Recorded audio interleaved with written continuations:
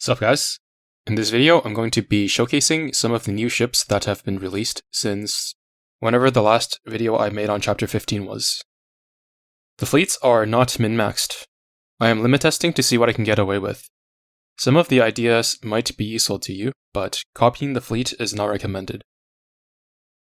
The things I wanted to try out in the mob fleet are using Z52 as the tank and AA carry, using Z1 as a cheerleader for Z52, using Eldridge to make survivability more consistent, and since the Vanguard consists entirely of low HP destroyers, I went with Volga and Zuihou in the main fleet as their heals for the Vanguard scale off their HP, which scale better with low HP Vanguards. Now I'll go through the equipment of each ship.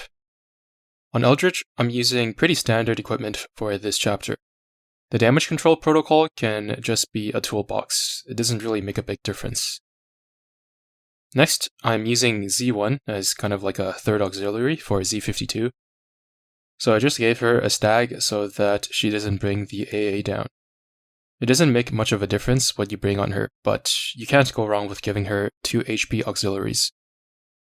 On Z52, I wanted to see if I could get away with using no defensive auxiliaries with all the support coming from Z1, Eldridge, Zuihou, and Volga. I'm using the blue gun on her so that her main gun cooldown is 0.49 seconds without having to bring an autoloader. And in campaign, the range and damage that she loses from using the blue gun does not matter at all. Check the first video in the description if you want to know why it matters that her cooldown is 0.49 seconds as opposed to 0.51. On Volga, I'm using regular planes, but put the aviation Manju on her so that her airstrike is as slow as possible in order to desync with the other 2 main fleet ships. Her heals activate every 20 seconds independent of her airstrikes, so she's the best candidate for having the slowest strike. By the way, I say standard equipment and don't really go into any details, and that is because I've already made in-depth guides on all of the main equipment types, so I don't want to rehash the same things in every single video. Please check the description for the playlist of in-depth equipment guides if you're confused. For example, if you don't know why I'm using the Flapjack, Tenrai, and Wyvern on Volga, or if you don't even know what the equipment are, you should probably watch those guides before watching this video. Zuihou is using typical equipment as well, but with homing beacon instead of aviation Manju to desync from Volga. And then Soyuz's equipment is about as standard as it gets. With the Admiralty fire control table and Twin 457, she's a bit faster than Zuihou and ends up desyncing nicely.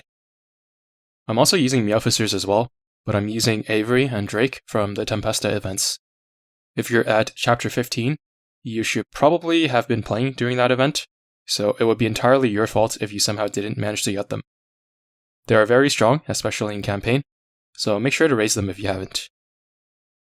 In the support fleet, I'm using Hwaja, Illustrious, and Nakimov. But you don't necessarily have to use these exact 3. Indomitable and Implacable are just as good. All you have to do is give them 2 fighters and then boost their aviation as much as possible in their other slots. You don't necessarily have to use all Flapjacks like I'm doing, even though that's what I like. You can run the F6F Hellcats that you get from tech boxes, or Skyrockets from Core Data, or the purple FW190 from Gear Lab. I'm not saying that they perform exactly the same from the support fleet, but they all work well enough and you should just use whatever is the most accessible to you. There is probably an optimal setup, but I don't claim to know what that is as of now. I'm currently running chapter 15.3, and the threat level is at 8% damage reduction. This isn't exactly lethal, but it does hit harder than 15.4 on full damage reduction.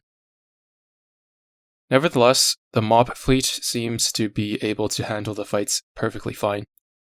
Keep in mind, I purposely didn't use defensive auxiliaries on Z52 and Z1, which means they get targeted more often by Volga's heals than they otherwise would, indirectly stealing a bit of healing from the main fleet.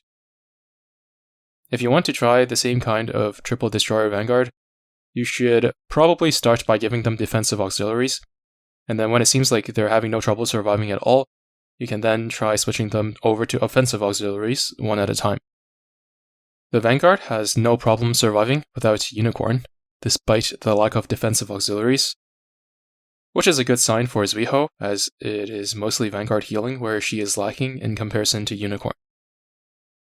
In terms of damage output and main fleet healing, Zuihou should be better, so if you're using a triple destroyer Vanguard, a proper one instead of the one I'm using, then you might want to consider using Zuihou as your primary healer.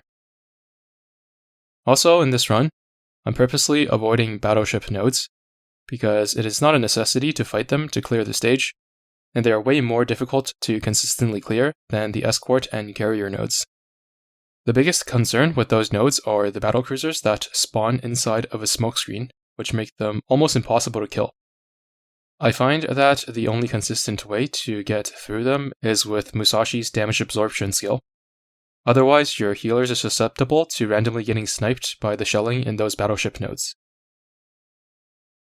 If you just want to clear the stage, I would advise you to do the same and avoid the battleship nodes altogether.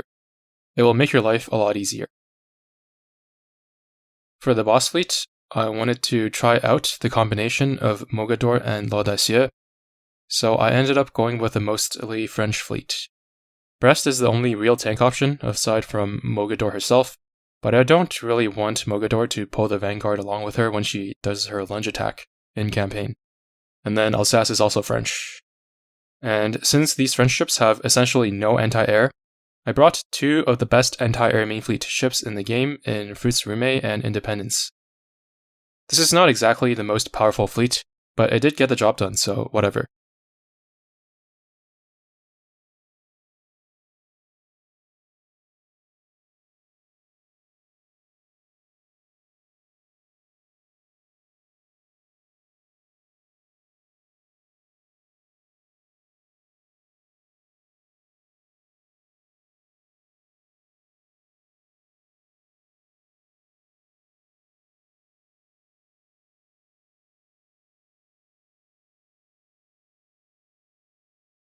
Two of the Vanguards ended up dying in the second boss fight, because I forgot how the debuff from the first boss encounter worked.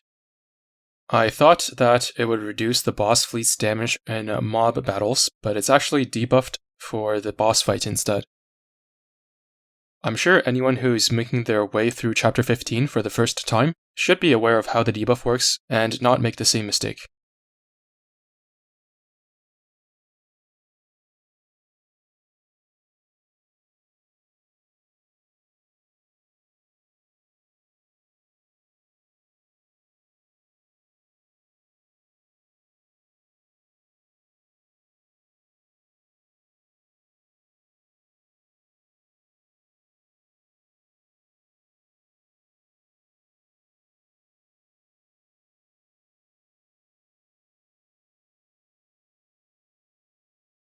In the end, Mogador at least managed to stay alive and the boss likely would have cleared, but I exited the stage in order to keep the threat level down.